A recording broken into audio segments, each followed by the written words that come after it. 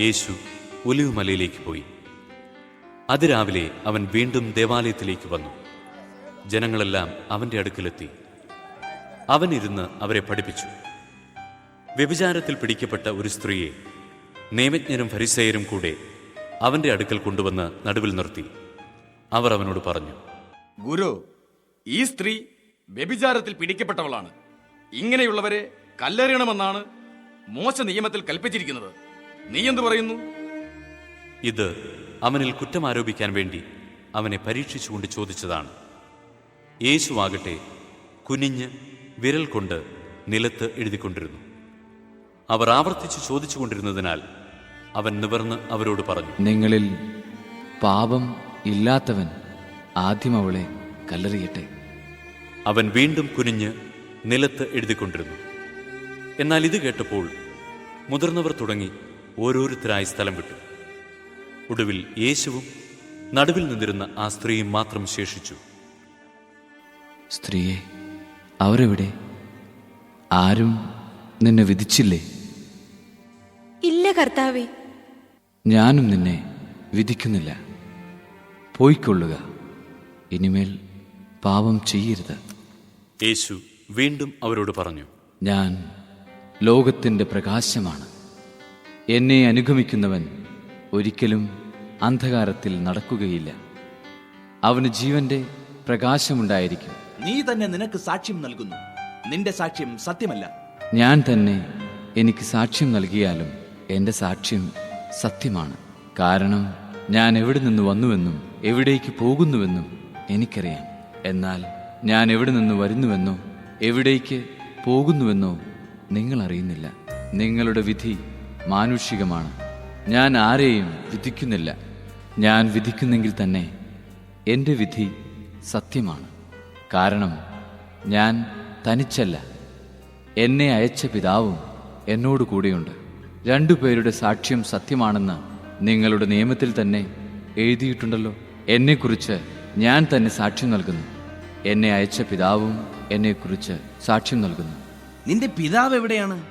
നിങ്ങൾ എന്നെയാകട്ടെ എൻ്റെ പിതാവിനെയാകട്ടെ അറിയുന്നില്ല. എന്നെ അറിഞ്ഞിരുന്നെങ്കിൽ എൻ്റെ പിതാവിനെയും അറിയുമായിരുന്നു. ദേവാലയത്തിൽ ഭണ്ഡാര സ്ഥലത്ത് പഠിപ്പിച്ചുകൊണ്ടിരുന്നപ്പോഴാണ് അവൻ ഇതെല്ലാം പറഞ്ഞത്. എന്നാൽ ആരും അവനെ പിടിച്ചില്ല. കാരണം അവന്റെ സമയം ഇനിയും വന്നു ചേർന്നിട്ടില്ലായിരുന്നു. ഞാൻ പോകുന്നു. നിങ്ങൾ എന്നെ അന്വേഷിക്കും. എന്നാൽ നിങ്ങളുടെ പാപത്തിൽ നിങ്ങൾ മരിക്കും. ഞാൻ പോകുന്നിടത്തേക്ക് വരാൻ നിങ്ങൾക്ക് കഴിയുകയില്ല. ഞാൻ പോകുന്നിടത്തേക്ക് വരാൻ നിങ്ങൾക്ക് കഴിയുകയില്ലെന്ന് അവൻ പറയുന്നല്ലോ. അവൻ ആത്മഹത്യ ചെയ്തേക്കുമോ? നിങ്ങൾ താഴെ നിന്നുള്ളവരാണ്, ഞാൻ മുകളിൽ നിന്നുള്ളവനും. നിങ്ങൾ ഈ ലോകത്തിൻ്റേതാണ്, ഞാൻ ഈ ലോകത്തിൻ്റേതല്ല. നിങ്ങൾ നിങ്ങളുടെ പാപങ്ങളിൽ മരിക്കും എന്ന് ഞാൻ നിങ്ങളോട് പറഞ്ഞു. എന്തെന്നാൽ ഞാൻ തന്നെ എന്ന് വിശ്വസിക്കുന്നില്ലെങ്കിൽ നിങ്ങൾ നിങ്ങളുടെ പാപങ്ങളിൽ മരിക്കും. നീ ആരാണ്?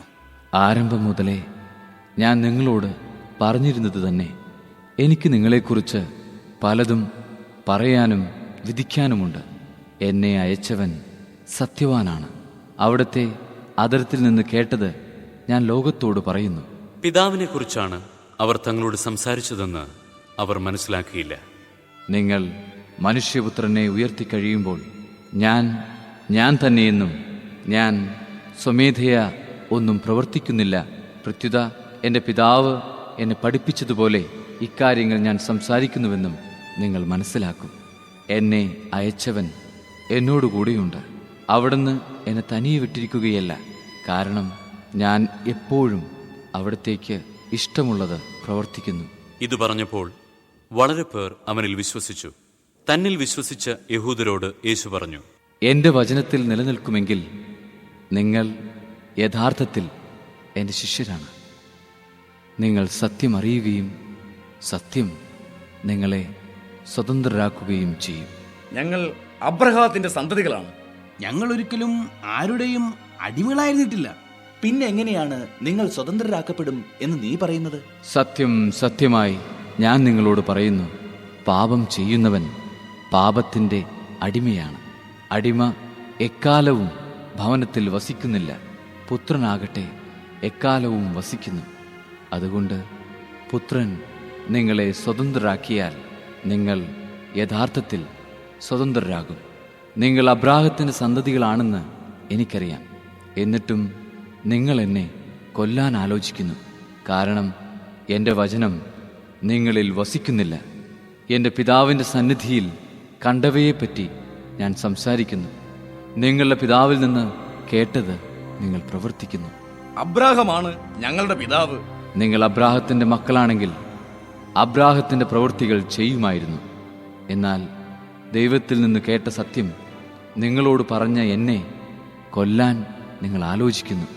അബ്രാഹം ഇങ്ങനെ ചെയ്തിട്ടില്ല. നിങ്ങൾ നിങ്ങളുടെ പിതാവിൻ്റെ പ്രവൃത്തികൾ ചെയ്യുന്നു.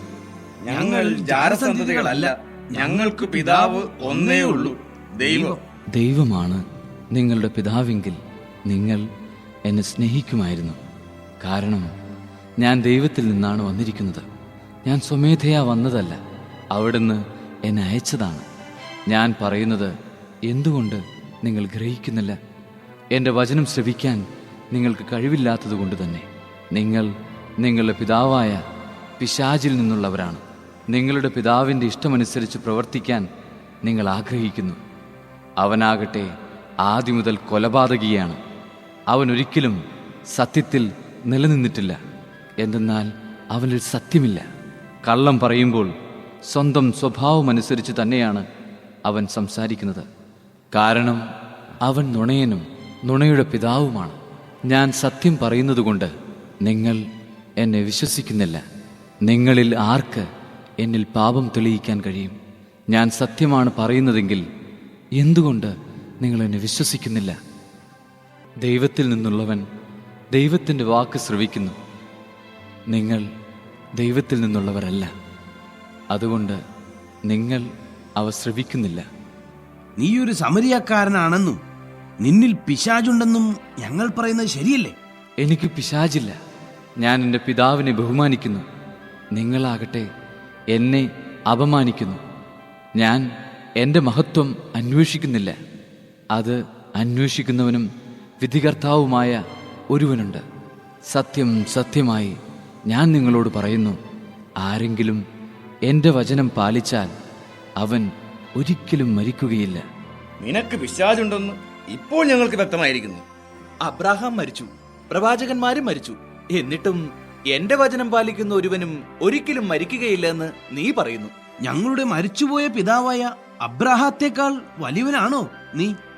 പ്രവാചകന്മാരും മരിച്ചുപോയി. ആരാണെന്നാണ് നീ അവകാശപ്പെടുന്നത്? ഞാൻ എന്നെ തന്നെ മഹത്വപ്പെടുത്തിയാൽ എൻ്റെ മഹത്വത്തിന് വിലയില്ല. എന്നാൽ നിങ്ങളുടെ ദൈവമെന്ന് നിങ്ങൾ വിളിക്കുന്ന എൻ്റെ പിതാവാണ് എന്നെ മഹത്വപ്പെടുത്തുന്നത്. എന്നാൽ നിങ്ങൾ അവിടത്തെ അറിഞ്ഞിട്ടില്ല, ഞാനോ അവിടത്തെ അറിയുന്നു.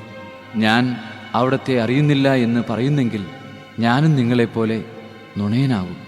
എന്നാൽ ഞാൻ അവിടത്തെ അറിയുകയും അവിടുത്തെ വചനം പാലിക്കുകയും ചെയ്യുന്നു. എൻ്റെ ദിവസം കാണാമെന്ന പ്രതീക്ഷയിൽ നിങ്ങളുടെ പിതാവായ അബ്രാഹാം ആനന്ദിച്ചു. അവൻ അത് കാണുകയും സന്തോഷിക്കുകയും ചെയ്തു. നിനക്കിനിയും 50 വയസ്സായിട്ടില്ല, എന്നിട്ടും നീ അബ്രാഹത്തെ കണ്ടുവെന്നോ? സത്യം സത്യമായി ഞാൻ നിങ്ങളോട് പറയുന്നു, അബ്രാഹാം ഉണ്ടാകുന്നതിനു മുമ്പ് ഞാനുണ്ട്. അപ്പോൾ അവർ അവനെ എറിയാൻ കല്ലുകളെടുത്തു. എന്നാൽ യേശു അവരിൽ നിന്ന് മറഞ്ഞ് ദേവാലയത്തിൽ നിന്ന് പുറത്തുപോയി.